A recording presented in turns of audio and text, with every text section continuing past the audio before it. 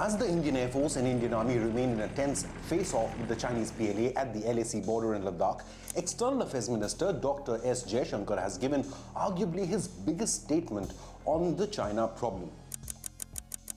Jaishankar says India will never compromise national security for economy and that every Chinese investments would remain under the strictest scrutiny.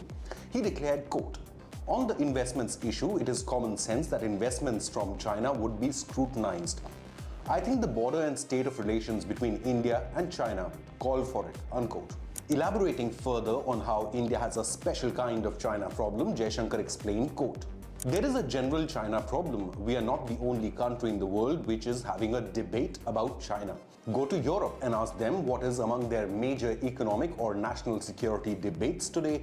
It is about China. Look at the United States. It is obsessed with China, and rightly so in many ways. So the fact is that it is not only India which has a China problem. India has a China problem, a special China problem that is over and above the world's general China problem," unquote. The Indian External Affairs Minister goes on to clearly answer the question often asked by critics. Why is India-China trade soaring at a time when Chinese PLA has threatened Indian national security? Jaishankar's comments at the ET World Leaders Forum come just days after India and China held high-level diplomatic-level talks in Beijing to find a lasting solution to the border tensions that had erupted in 2020.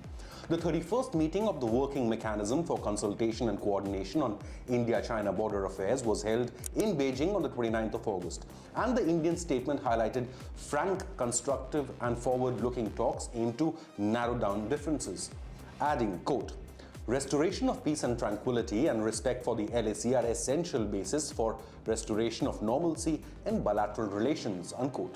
The meeting was led by Gauranglal Das, Joint Secretary from the MEA, and Hong Liang, who's the Director General of the Boundary and Oceans Affairs Department.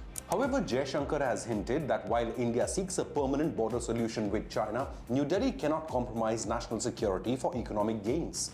India will trade with China in order to maintain normalcy. However, such normalcy in economic relations is now subject to greater diplomatic and defense scrutiny. EM also hinted at steps being taken like Make in India and Vocal for Local campaigns to protect Indian businesses from cheap Chinese goods. Jaishankar revealed, quote, "We cannot be hollowed out in the name of globalization. India's situation is very different. I've for years had global companies come to my country at the cost of local players," unquote. Tensions at the India-China border escalated in 2020 after Indian troops confronted Chinese attempts to salami slice previously neutral territory. While on most regions PLA has withdrawn, the Chinese troops refused to vacate Depsang and Demchok, thus tensions remain high. Following the clashes, India imposed a widespread ban on direct Chinese flights and visas, while investments from China remain under tight scrutiny. India has also kept Chinese firms like Huawei out of critical national projects like the 5G network. Jaishankar explains why, quote, "Sometimes when I read stuff, there people write that we should clearly identify this as national security. It doesn't work that way anymore because what is national security has expanded. If your telecom is based on Chinese technology, can you be impervious to it?